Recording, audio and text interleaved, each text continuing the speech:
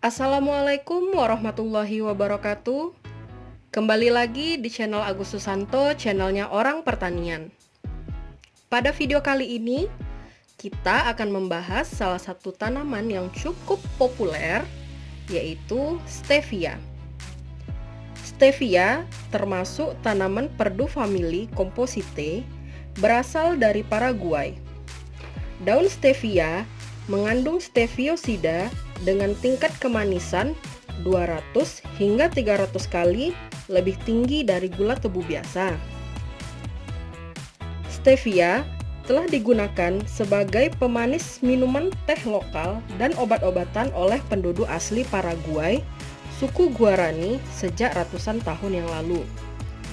Berikut beberapa kandungan yang terdapat di dalam daun stevia, yaitu pertama steviosida, rebaudiosida A, B, C, D, E dan F, steviol biosida, dulkosida A, glikosida, sterol, antioksidan, protein, serat, fosfor, kalium, vitamin A dan C.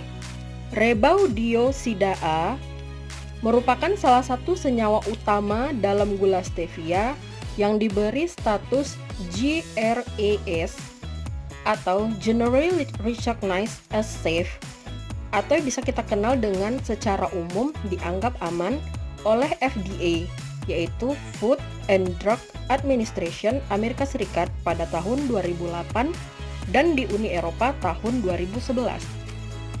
Berikut beberapa manfaat yang dimiliki oleh tanaman ini. Yang pertama, menurunkan berat badan.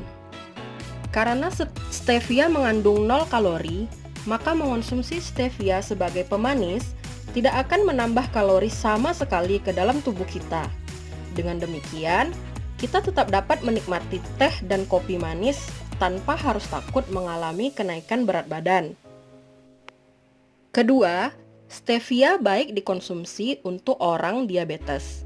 Menurut penelitian, stevia tergolong aman untuk digunakan sebagai pemanis buatan oleh orang dengan diabetes. Karena bukan gula dan mengandung 0 kalori, maka konsumsi stevia tidak merusak kestabilan kadar gula darah termasuk untuk pengidap diabetes.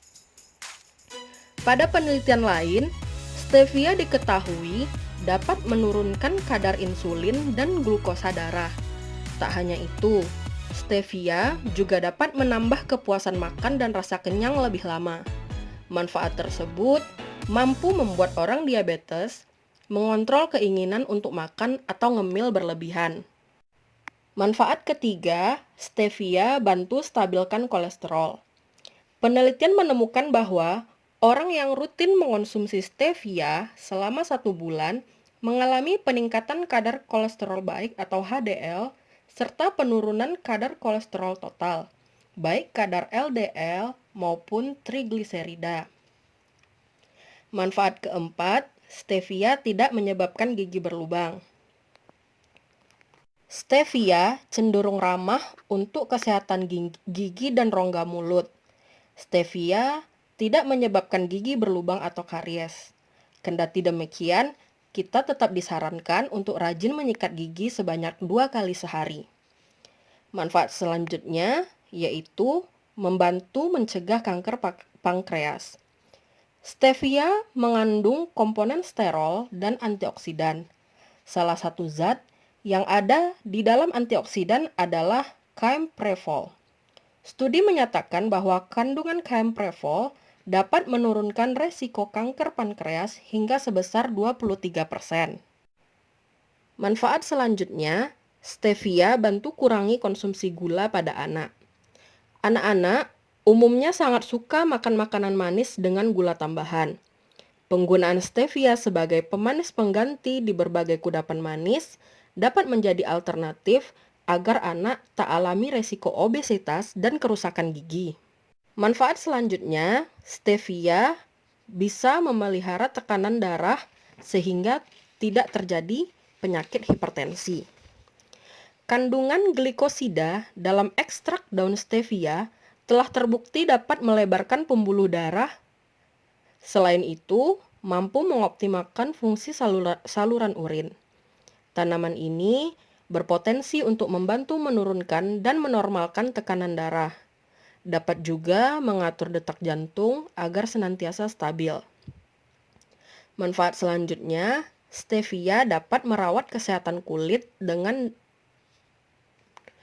cara terdapat di dalamnya kandungan antibakteri yang mampu mengobati masalah kulit seperti jerawat, kusam, noda wajah, infeksi kulit, hingga ruam.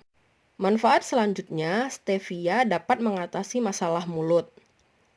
Mengunyah daun stevia secara rutin juga dinilai efektif untuk menguatkan struktur gigi.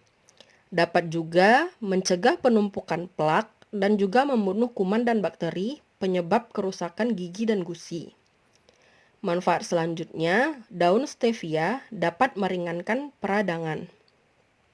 Berkat kandungan antioksidan dan sifat antiinflamasi yang kuat, tanaman ini dapat meringankan gejala peradangan. Manfaat selanjutnya, stevia dapat menangkal virus dan bakteri penyakit. Antioksidan yang terkandung dalam daun stevia juga berperan untuk menangkal virus dan bakteri pemicu penyakit. Manfaat terakhir, tanaman ini mampu mengurangi risiko kanker payudara. Kandungan stevioside dalam stevia dapat membantu untuk mengurangi jalur stres tertentu yang dapat menciptakan pertumbuhan kanker payudara. Selanjutnya, kita akan mengkaji tentang bagaimana sih cara budidaya tanaman ini. Pertama, kita akan membahas syarat tumbuh dari tanaman ini. Syarat tumbuh pertama yaitu tanaman ini mampu tumbuh pada ketinggian optimum 800 hingga 2000 meter di atas permukaan laut. Di daerah subtropik, stevia dapat tumbuh di dataran rendah. Namun di daerah tropik seperti Indonesia, stevia tumbuh di daerah dengan ketinggian di atas 250 meter di atas permukaan laut. Namun, pertumbuhan optimum diperoleh pada daerah dengan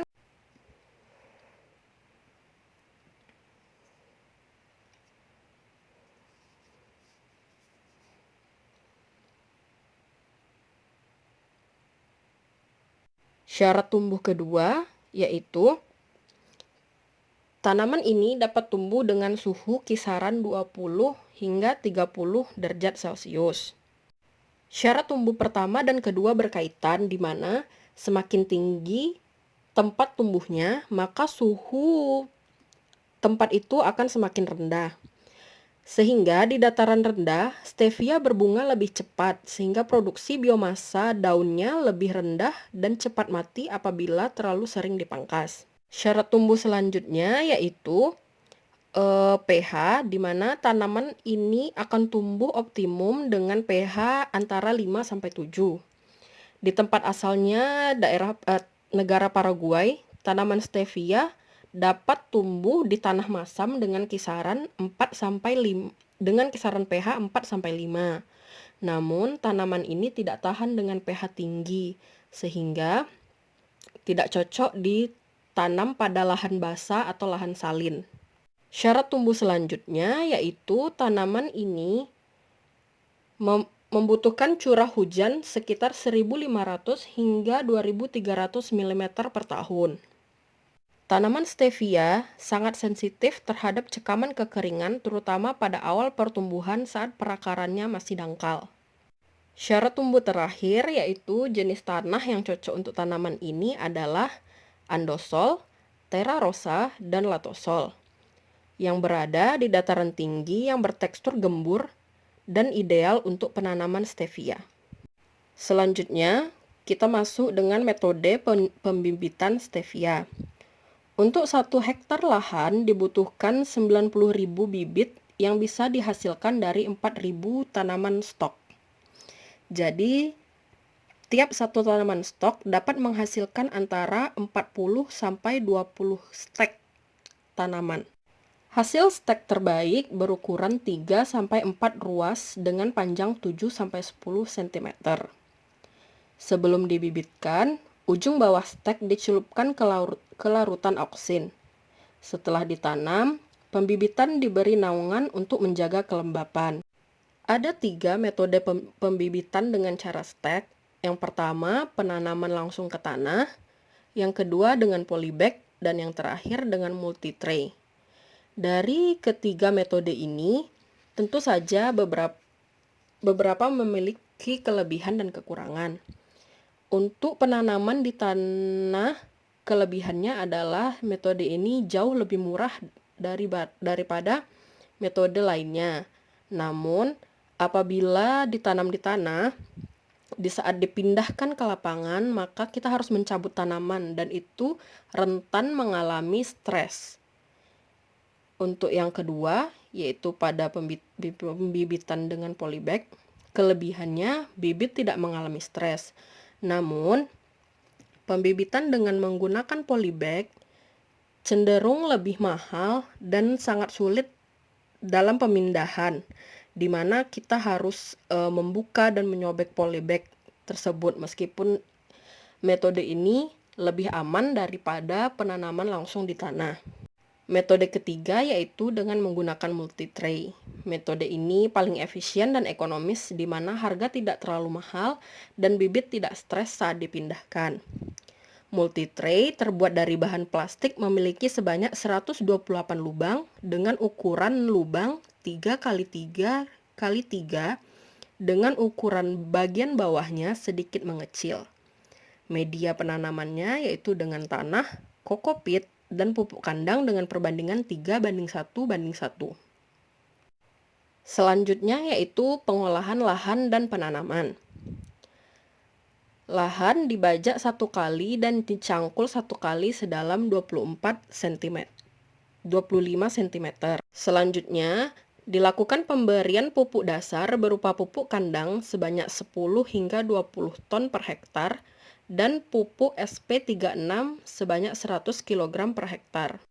Kemudian, bedengan dibuat dengan ketinggian sekitar 15 hingga 20 cm dan lebar sekitar 100-150 cm dengan jarak antar bedengan 50 cm. Bedengan dapat ditutup plastik atau mulsa plastik untuk menekan pertumbuhan gulma dan serangan penyakit, mengurangi kotoran tanah pada daun stevia akibat percikan hujan, menjaga kelembapan tanah, serta mengurangi tercampurnya daun stevia dengan daun gulma saat panen. Penggunaan mulsa plastik berwarna hitam akan menurunkan secara drastis kebutuhan tenaga kerja untuk penyiangan sebesar 77%, serta meningkatkan produksi daun kering stevia sebesar 49%. Jarak tanam yang umum digunakan adalah 25 cm x 25 cm dengan populasi sekitar 90.000 tanaman per hektar. Jarak tanam lain yang dianjurkan diantaranya 20 x 25 cm, 20 x 30 cm, 25 x 30 cm, dan 30 x 30 cm dapat digunakan dengan populasi antara 67.000 sampai 120.000 tanaman per hektar. Semakin tinggi kerapatan tanaman, produksi total biomasa daun cenderung semakin tinggi. Tetapi, kelembapan udara juga semakin tinggi, sehingga meningkatkan resiko serangan penyakit. Selanjutnya, kita lanjut dengan pemeliharaan tanaman. Pemangkasan tanaman pertama kali dilakukan pada umur 3 hingga 4 minggu setelah tanam, dengan tinggi pangkasan 10-15 cm. Pangkasan berikutnya, setelah tunas baru, pangkasan pertama mencapai 20-25 cm, dan pemangkasan terakhir dilakukan saat panen. Pengairan dilakukan setiap hari karena kebutuhan air tanaman stevia sekitar 2,3 mm tanaman per hari.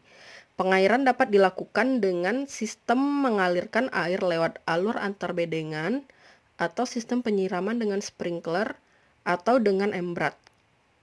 Pengendalian hama penyakit seperti penyemprotan pestisida harus dihentikan paling lama 3 minggu sebelum panen. Beberapa hama yang umum menyerang tanaman stevia diantaranya yaitu kutu daun, belalang, ulat gerayak, dan ulat kilan atau ulat jengkal. Sedangkan penyakit yang banyak dijumpai adalah busuk pangkal batang, penyakit Layum sclerotium frosti, bercak daun atau Alternaria alternata, dan fusarium. Pemupukan pertama dilakukan 1 bulan setelah tanam dengan pemberian urea dan KCl masing-masing sebanyak 2 gram per tanaman. Untuk menghemat biaya, pupuk dapat diaplikasikan pada 1 lubang untuk 4 tanaman sekaligus. Pemupukan lewat daun menggunakan pupuk cair juga dapat dilakukan dengan konsentrasi 2-3 gram per liter. Selanjutnya, panen dan pasca panen. Pemanenan dilakukan menjelang tanaman berbunga.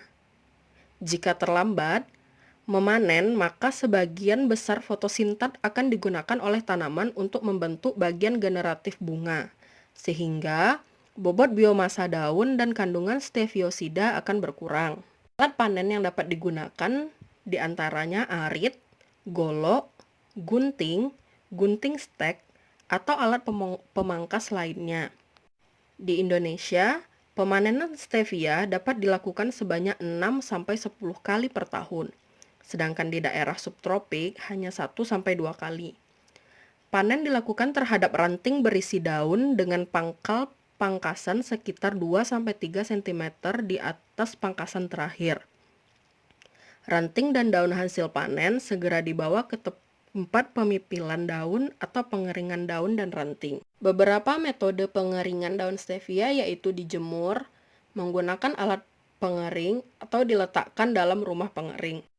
Dari 10 kg daun stevia segar, diperoleh sekitar 1,5 kg biomasa kering yang terdiri dari daun 70-80% dan ranting 20-30%. Kandungan air dalam biomasa kering stevia kurang dari 10%. Selanjutnya, kita akan menghitung pendapatan kita dari budidaya tanaman stevia ini. Total panen yang kita dapat dari produksi daun basah yaitu 1 ton per hektar. Karena dalam setahun kita bisa memanen hingga 10 kali, maka per tahunnya kita dapat 10 ton per hektar. Produksi daun keringnya yaitu sekitar 100 kg per hektar atau sebanyak 10% dari total produksi daun basah. Dan per tahunnya kita dapat 1 ton daun kering per hektar. Dan 1 ton daun kering ini bisa diolah menjadi 100 kg gula 0 kalori. Untuk rincian harganya, harga daun kering stevia di pasaran itu berkisar 249.000 per kilogram dan harga gula stevia berkisar 825.000 rupiah per kilogram. Total pendapatan kotor per tahun dari penjualan daun kering dari 1 ton per hektar per tahun itu sama dengan 1.000 kg dikali dengan 249.000 sehingga total pendapatan kita dari penjualan daun kering itu berkisar 249 juta rupiah. Selanjutnya, total pendapatan kotor dari penjualan gula yaitu kita dapat 100 kg gula dikali 825.000 rupiah sehingga kita dapat total pendapatan kotor dari penjualan gula adalah sekitar 82.500.000 rupiah. Sekian dari saya. Kita berjumpa lagi di video selanjutnya. Assalamualaikum warahmatullahi wabarakatuh.